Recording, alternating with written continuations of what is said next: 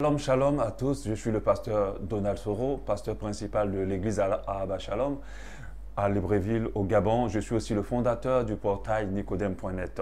Je viens vous présenter Retour à la croix. Retour à la croix est une série de petites capsules vidéo d'exhortation qui vont s'appesantir sur l'importance de la croix au sein de l'église du Seigneur. Aujourd'hui, nous allons, pour cette première capsule de ce lundi, parler de la croix au sein de l'église du Seigneur. Pour cela, nous allons lire comme verset d'entrée, verset de base, 2 Timothée 4:3.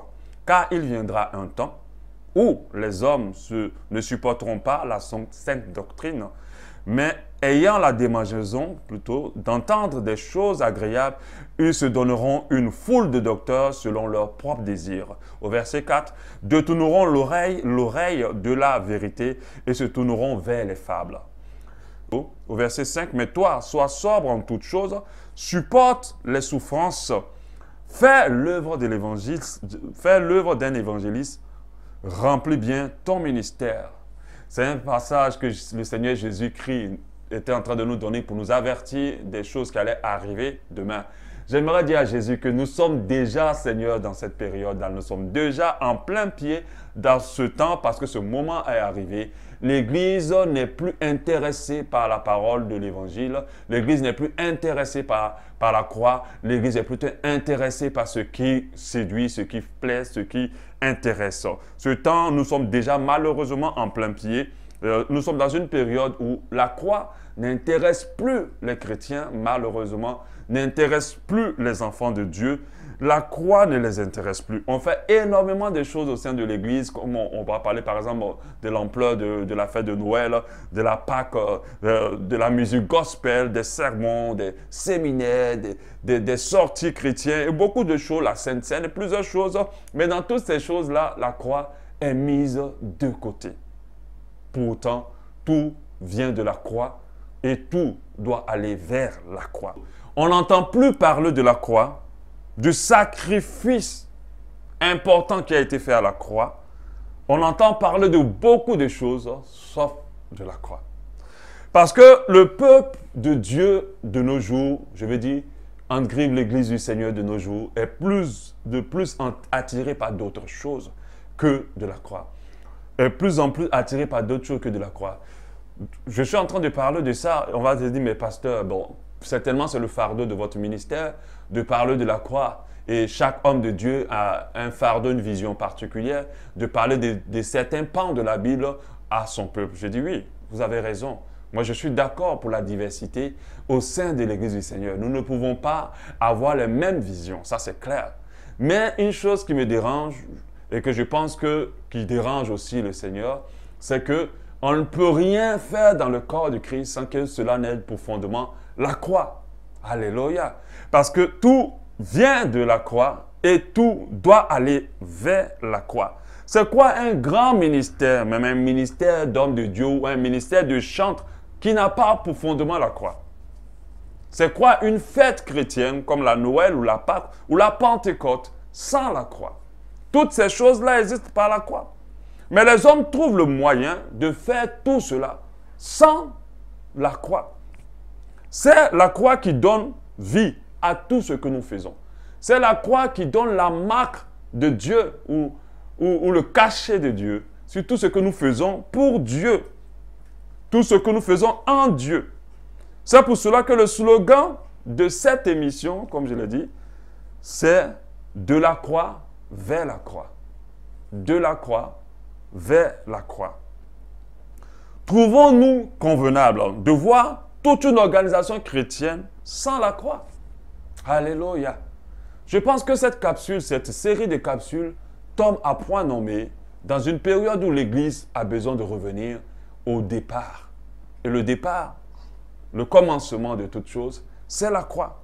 La génération des chrétiens de nos jours sont peu inconscients de l'importance de la croix. Quelqu'un voudrait me dire en écoutant cette émission, pasteur, c'est quoi la croix? Oui, je sais que c'est une question qu'on se pose. Parce qu'on parle de la croix, je ne fais que parler actuellement de la croix. On va se dire, mais c'est quoi la croix? C'est quoi? C'est quoi? Quand on parle de la croix, nous devons comprendre clairement qu'on fait directement allusion au sacrifice de Jésus-Christ à la croix. Et ce n'est pas tout. les raisons pour lesquelles ce sacrifice a été fait. La raison pour laquelle ce sacrifice a été fait. Parce que on a oublié cela. J'ai vu sur une pancarte, il n'y a pas très longtemps, une personne qui évangélisait et qui c'était écrit sur la pancarte, Christ n'est pas mort pour que tu sois riche, il est mort pour ton salut. Alléluia. Je pense que c'est des vérités qui ne sont pas dans l'Église aujourd'hui et que malheureusement beaucoup de chrétiens ne sont pas conscients de cela. Lisons clairement le passage de base de la parole de Dieu. Le passage que nous a tous amenés à Jésus, pour ceux qui ont vraiment rencontré sincèrement le Seigneur, c'est Jean 3,16. On le connaît par cœur. Je pense que c'est le verset qui doit être le verset le plus important de tout enfant de Dieu. Et non pas les autres versets où on dit « N'étais-je pas dessus, tu crois, tu verras la gloire de Dieu » et tous ces versets qu'on utilise dans l'optique d'espérer à ce que Dieu nous donne tout ce que nous voulons. Dans ce verset-là, Jean 3,16, « Car Dieu a tant aimé le monde qu'il a donné son Fils unique, afin que quiconque croit en lui ne périsse point, mais qu'il ait la vie éternelle. » Dans tout ce que je viens de lire, je comprends clairement que à la croix, Dieu a donné son Fils unique pour que toi et moi, qui croyons à ce sacrifice, nous ayons la vie éternelle. Et je ne pense pas que c'est une information que nous devons mettre de côté. Je ne pense pas que c'est une information qui peut être obsolète après. Elle reste toujours vraie. Elle doit toujours être présente dans notre vie. Ce sacrifice a été fait à la croix. Elle est même l'essence de tout ministère, de toute marche chrétienne. On ne peut pas parler de marche chrétienne sans se rappeler de l'objectif du sacrifice à la croix, le but pour lequel Dieu a donné son Fils unique. C'était comme si moi, je prenais une de mes chemises que j'ai achetées tellement chère, qui m'a coûté très cher. Et je me dis, bon, tu es blessé, je vais l'utiliser pour pouvoir t'aider à soigner ta plaie. Et que lorsque je déchire cette chemise, que je sacrifie bien sûr, et que je vais t'utiliser pour l'aider. Et quand je viens vers toi, tu me dis, non, non, je n'ai plus besoin de ça. Il faut laisser tomber. Moi, j'aimerais tant trouver quelque chose d'autre qui soit mieux. Mais là, c'est grave ce que tu me dis là. Parce que tu m'as donné l'accord d'utiliser ma chemise. Et maintenant, quand je viens avec, ça ne t'intéresse plus. Amen. Donc nous devons comprendre que Jésus s'est permis de plutôt donner son Fils unique pour un but, pour ton salut. Alléluia. Pour ton salut. Amen. Donc, pour terminer, la croix symbolique est pourtant beaucoup utilisée plutôt. La croix symbolique, ça veut dire les croix sur les chaînes, les croix en tatouage, les croix en pendentif, les croix en bague, les croix sur les jackets, les CD, les logos des églises. Dans les églises, on l'utilise partout. Mais beaucoup de personnes, même sur les véhicules, hein, même sur les maisons, d'autres même, puisqu'on est des natures tellement superstitieuses des fois dans l'église, on pense qu'en portant une croix sur un véhicule, ça protège notre véhicule des accidents. Et les films de vampires nous ont montré que quand tu montes une croix à un vampire, il va brûler, il va mourir. Tout ça, on l'utilise la croix symbolique. Mais on ne connaît pas vraiment l'essence véritable de la croix. La vraie raison, qu'est-ce qu'elle apporte? Posez la question à une personne qui porte la croix. C'est quoi la croix? Amen. Posez-vous la question. Pour toi qui m'écoutes, qu'est-ce que c'est que la croix pour toi? Amen.